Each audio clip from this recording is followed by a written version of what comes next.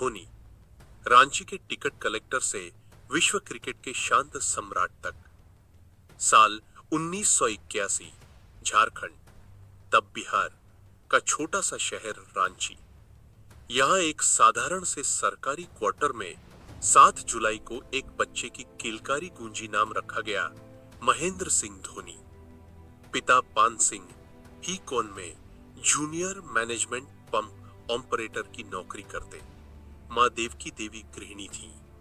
2 बड़े भाई बहन, सीमित सैलरी, सादगी भरा घर, लेकिन घर के माहौल में मेहनत और ईमानदारी की घुट्टी रोज पिलाई जाती थी। रांची उस समय क्रिकेट का कोई बड़ा सेंटर नहीं था, ना ही किसी को अंदाजा था कि यहीं से एक दिन दुनिया के सबसे बड़े कप्तानों में से निकलेगा। धोनी बचपन से ही खेलों के दीवाने थे। डीएवी जवाहर विद्या मंदिर रांची में पढ़ते हुए उनकी पहली पहचान क्रिकेटर नहीं, फुटबॉलर के रूप में बनी। वो स्कूल टीम के गोलकीपर थे। साथ साथ बैडमिंटन भी खेलते और दोनों ही खेलों में स्कूल लेवल पर अच्छा प्रदर्शन करते। किस्मत का खेल देखिए, गोलकीपर की यही आदत, गेंद पर नजर, तेज रिफ्लेक्स और डाइव लगाकर बचाव, बाद में उन्हें क्रिकेट में विकेट कीपर बनाने वाली सबसे बड़ी क्वालिटी बनी। एक इंटर स्कूल मैच में स्कूल के स्पोर्ट्स टीचर ने अचानक फैसला लिया, गोलकीपर तो अच्छा है, इसे विकेट के पीछे खड़ा करो, जरा देखो क्या करता है। धोनी ने पहली बार ग्लव्स पहने और जो रिफ्लेक्स फुटबॉल में सेव करने के लिए इस्तेमाल करते थे, वही क्रिकेट में कैच और स्टंपिंग के लिए काम आए। टीचर दंग रह गए, ये तो नेचुरल विकेट कीपर है। इसी एक मैच ने उनकी जिंदगी की दिशा बदल दी। 1995 से 1998 तक वह रांची की कमांडो क्रिकेट क्लब टीम के लिए विकेट कीपर खेले। फिर सेंट्रल कोलफील्ड्स लिमिटेड सीसीएल्स की टीम से भी जुड़े, जहां उन्हें ऊपर बल्लेबाजी का मौका मिलने लगा। वहां उन्होंने इतने रन बनाए कि टीम सीधे ऊंचे डिवीजन में क्वालिफाई कर गई।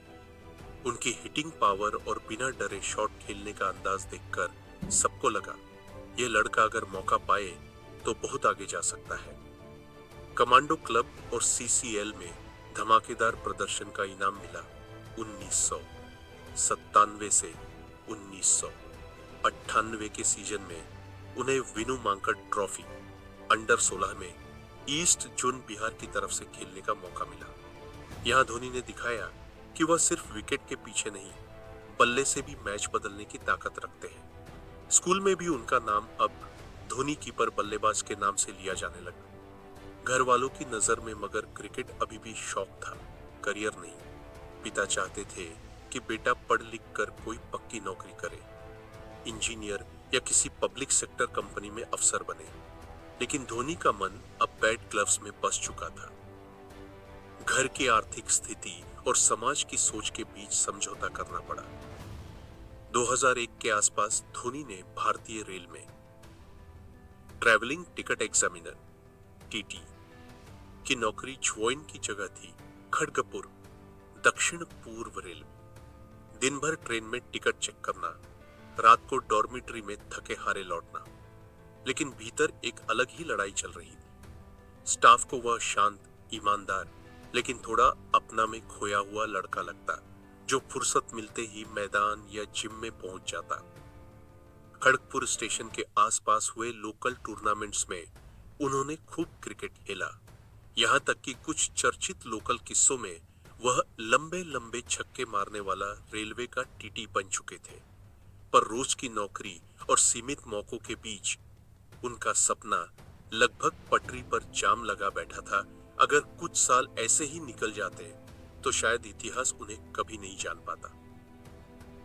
1999 से 2000 में महज 18 से 19 साल की उम्र में धोनी ने बिहार के लिए फर्स्ट क्लास डेब्यू किया। तब झारखंड 2000 में अलग राज्य नहीं बना था। धीरे धीरे वह झारखंड टीम के प्रमुख खिलाड़ी बने, खासकर लोअर ऑर्डर से तेज रन बनाकर और विकेट के पीछे अद्भुत काम दिखाकर। इसी दौर में 2002 से 2003 के बीच ईस्ट जोन के लिए टूलिप ट्रॉफी और अन्य टूर्नामेंट्स में उनके नाम की चर्चा तेज होनी शुरू हुई। फिर बीसीसीआई की एक नई पहल इंडिया ए टूर ने उनकी जिंदगी का सबसे बड़ा दरवाजा खोला। 2003 से 4 में इंडिया ए के साथ वह केन्या और जिम्बाब्वे, जहां पाकिस्तान ए और अन्य टीमों के खिलाफ विकेट के पीछे और बल्ले से जोरदार प्रदर्शन किया। यही वह टूर था जहां चयनकर्ताओं की आंखों में भारतीय टीम के लिए अगला विकेटकीपर की झलक दिखी। 23 दिसंबर 2004 बांग्लादेश के खिलाफ धोनी ने वनडे डेब्यू किया। उम्मीदें बहुत थीं, लेकिन किस्मत ने शरारत की डेब्यू मैच में वह बिना रन बनाए रन आउट हो गए। आलोचकों ने तुरंत उंगली उठाई, रेलवे से टीटी पकड़ लाए, क्या इंडिया के लायक है? लेकिन टीम मैनेजमेंट और चयनकर्ता जानते थे कि यह कहानी यहीं खत्म नहीं होनी। कुछ ही महीनों बाद 2005 में पाकिस्तान के खिलाफ विशाखापट्टनम वनडे में धोनी को नंबर 3 पर भेजा गया। उसने वह पारी खेली जिसने भारतीय क्रिकेट को नया चेहरा दे दिया। 148 रन, चौकों छक्कों की बरसात और लंबे बालों वाला एक देसी लड़का पूरे पाकिस्तान अटैक पर टूट पड़ा। इसके बाद श्रीलंका के खिलाफ 183 रन नॉट आउट जयपुर ने तो उनका नाम पूरे विश्व क्रिकेट में गूंजा दिया। अब कोई उन्हें रेलवे का टीटी नहीं कह रहा था, वह टीम इंडिया का फिनिशर और सुपरस्टार बन चुका था। 2007 भारतीय क्रिकेट एक अजीब मोड़ पर था। ओडीआई वर्ल्ड कप में शर्मनाक हार, ड्रेसिंग रूम में टेंशन, सीनियरों पर सवाल। इसी साल पहला T20 वर्ल्ड कप होना था और कई सीनियर खिलाड़ी इस फॉर्मेट के लिए नहीं गए। बीसीसीआई ने लिया 26 साल के धोनी को नई T20 टीम की कप्तानी दे दी। दक्षिण अफ्रीका में खेले गए T20 वर्ल्ड कप में एक युवा, बेफिक्र, लंबे बालों वाला कप्तान विरोधियों की आंखों में सीधा देख कर टॉस पर आता और मैच के दौरान लगभग बिना एक्सप्रेशन के फैसले लेता। पाकिस्तान के खिलाफ फाइनल में आखिरी ओवर जोगिंदर शर्मा को देना, मिसबाह का कैच श्रीशांत के हाथ में गिरना, ये सब आज भारतीय क्रिकेट की सबसे यादगार तस्वीरों में से है। भारत T20 विश्व चैंपियन बना और दुनिया ने एक नया नाम याद कर लिया, कैप्टन कूल धोनी। 2007 से 8 के बीच धीरे धीरे धोनी ने वनडे और फिर टेस्ट टीम की कप्तानी भी संभाल ली। उनके लीडरशिप में भारत ने 2009 में पहली बार आईसीसी टेस्ट रैंकिंग में नंबर 1 की कुर्सी हासिल की। उनका कप्तानी स्टाइल बहुत अलग था, किसी पर चिल्लाना कम, सही वक्त पर सही गेंदबाज आखिरी ओवर तक बचा कर रखना और विपरीत परिस्थितियों में भी चेहरे पर एक ही एक्सप्रेशन। और फिर आया 2011 भारत की धरती पर 50 ओवर विश्व कप। धोनी ने पूरे टूर्नामेंट में खुद को मिडिल ऑर्डर में थोड़ा पीछे रखा, लेकिन फाइनल के लिए उन्होंने अचानक फैसला किया, मैं ऊपर जाऊंगा। श्रीलंका के 275 के जवाब में भारत लड़खड़ा रहा था। धोनी आए, धीरे धीरे पारी को संभाला और अंत में नुआन कुलसेकरा को लॉन्ग ओनन पर वो ऐतिहासिक छक्का मारा। कमेंट्री में वो line I, Dhoni finishes of in style, और पूरा वानखेड़े, पूरा भारत झूम उठा। 28 साल बाद भारत विश्व चैंपियन बना और महेंद्र सिंह धोनी ने खुद को भारतीय इतिहास के अमर पन्नों में लिख दिया। धोनी की कप्तानी में भारत ने ICC T20 world cup 2007, ICC cricket विश्व कप 2011 और आईसीसी चैंपियंस ट्रॉफी 2013 तीनों बड़े आईसीसी ट्रॉफियां जीती। वह दुनिया के इकलौते ऐसे कप्तान बने जिनके पास यह ट्रिपल क्राउन रिकॉर्ड है। साथ ही टीम को टेस्ट रैंकिंग में भी नंबर 1 तक पहुंचा दिया, यानी हर फॉर्मेट में उनकी कप्तानी का असर दिखा। बल्लेबाज के रूप में धोनी का अंदाज अलग था। न तो वह क्लासिकल कवर ड्राइव वाला बल्लेबाज, न ही परंपरागत टेक्स्ट बुक स्टाइल, लेकिन उनका मैच सेंस, रन चेस करने की कला और आखिरी ओवरों में हौसला इन्हें लीजेंडरी बना गया। वह अक्सर लक्ष्य का पीछा करते हुए पारी को आखिरी ओवर तक खींचते, स्ट्राइक घुमाते, पार्टनर को कॉन्फिडेंस देते और अंत में 1 से 2 बड़े शॉट लगाकर मैच फिनिश करते। ओडीआई में 10,000 से ज्यादा रन 50 से ऊपर की औसत नंबर 6 से 7 पर बल्लेबाजी करते हुए इतने फिनिश जीतना, यह रिकॉर्ड उन्हें दुनिया के महानतम सीमित ओवरों के बल्लेबाजों में खड़ा करता है। विकेटकीपर के रूप में उनकी तेज stumping, no look run out और बिजली की गति से बेल्स उड़ाना टॉप लेवल पर बेमिसाल रहे।